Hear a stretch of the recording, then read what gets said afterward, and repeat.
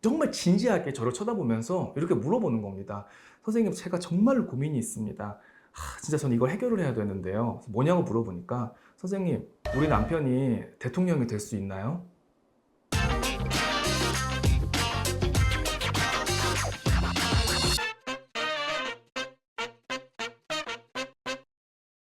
선생님 안녕하세요. 안녕하세요. 무속인 오한근 법사입니다. 네, 선생님. 제가 저번 시간에는 네. 선생님의 첫 점사에 대해서 여쭤봤는데요. 네. 오늘은 그동안 수많은 점사를 보셨을 텐데 기억에 남는 손님이 있으실까요? 기분이 좋았던 손님도 있고, 되게 정말 신기하다 이렇게 느끼는 손님도 있었고, 정말 최악의 손님도 있었죠. 예. 그 한 가지씩 다 말씀 가능하실까요? 예. 뭐 기뻤던 일들은, 그러니까 저하고 상담을 받고 저랑 기도를 진행하고 나서 거의 아이가 살고 싶은 생각이 없는 거예요. 거의 뭐 매일 죽고 싶다.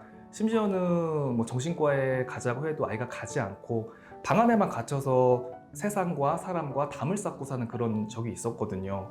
그래서 이 어머니가 너무 걱정을 하는 거예요. 그리고 또 집안이 못 사는 집안이 아니에요. 어머니도 어쨌든 좀 직위가 있으시고 아버지도 큰 사업을 하시는 집인데 외동딸이 그렇게 속을 썩여서 이 엄마가 정말 말도 못하게 너무 마음고생이 심했습니다. 근데 저하고 기도를 통해서 조당 천도를 통해서 한 일주일 정도 있다가 바로 연락이 오는 거예요. 선생님, 우리 딸이 갑자기 편지를 썼다는 거야. 엄마 너무 죄송합니다. 다시 한번 더 살아보려고 노력을 할게요.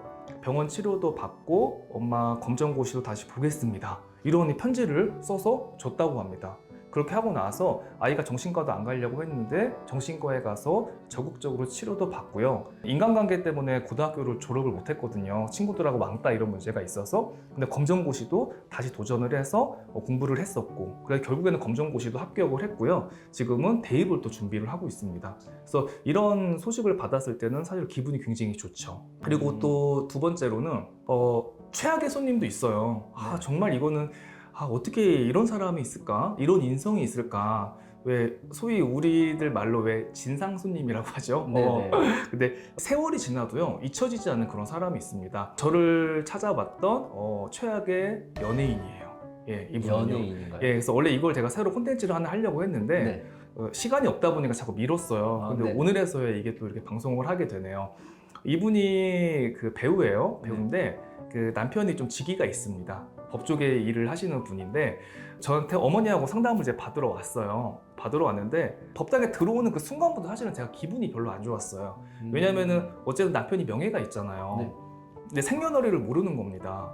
우리 대성 씨한테 대성아 이렇게 하는 것보다 대성 씨라고 해주는 게 더 듣기가 좋은 거죠. 그렇죠. 근데 남편의 이름을 갖다가 그냥 대성아 부르면서 엄마 대성이 생년월일 뭐야? 빨리 알려줘. 나 지금 점 봐야 되니까. 이렇게 소리를 지르는 거예요. 아니 그 TV에서 봤을 때는 되게 고상하고 우아한 그런 배우거든요. 네. 근데 그런 모습을 보이니까 확 깬다고 하죠. 그렇게 해서 이제는 제가 이렇게 사주를 보는데 갑자기 점사를 보는 도중에 가슴이 답답하다고 그 자기 핸드백에서 그 게토레이를 꺼내는 거예요. 네. 그러면서 게토레이를 막 먹어. 아니 점사 보다가 그렇게 먹지 않거든. 그래서 속으로 생각했죠. 뭐 이런 여자가 다 있나, 이런 X가 다 있나. 정말 진지하게 저를 쳐다보면서 이렇게 물어보는 겁니다. 선생님, 제가 정말로 고민이 있습니다. 진짜 저는 이걸 해결을 해야 되는데요. 뭐냐고 물어보니까, 선생님, 우리 남편이 대통령이 될 수 있나요? 이렇게 저한테 물어보는 거예요. 네. 저 사실은 너무 황당하죠. 아니 일개 그냥 법조인이 우리나라의 수장인 대통령에 대해서 이렇게 쉽게 함부로 얘기한다는 것 자체가 벌써 얘기가 통하지가 않잖아요. 네. 현실적인 거를 주고받고 상담을 해야 되는데 벌써 전혀 대통령이랑 관계없는 사람이 대통령을 꿈을 꾸고 앉아 있으니 나가라고 했어. 나하고도 안 맞으니까 상담 줄 테니까 너 나가. 내가 상담 못 하겠다 했는데 또 사정을 하는 거야. 선생님 한 가지만 더 물어보고 가겠다고. 네. 그래서 그래 알겠습니다. 우리 남편이 대통령을 못 한다고 하면 돈이라도 가져야겠죠. 우리 남편이 그러면은 100억 정도는 벌 수 있나요? 100억 밑으로는 돈이 아니잖아요. 저한테 딱 그러는 거예요. 그래서 그거를 보고 아니 한 달 한 달 카드값도 없어서 생활비 내기도 힘들다는 사람이 100억 아니면 돈이 아니라는 얘기를 듣고 제가 이게 정이 떨어지잖아요. 네. 상담이 안 돼서 그냥 이렇게 또 돌려보냈던 기억이 있습니다. 근데 또 황당한 거는 그 100억 밑으로는 돈이 아니라는 그 여자분이 또 복채를 깎는 거예요. 나가서 5만 원만 깎아달라고. 그래서 그거를 보고 제정신이 아니구나. 다 그러진 않지만 제가 사실 그 당시에 어떤 연예인한테 선입견을 좀 갖게 된 그런 시기였어요. 그래서 그때 이후부터 제가 연예인을 상담을 몇 년 동안 안 했습니다.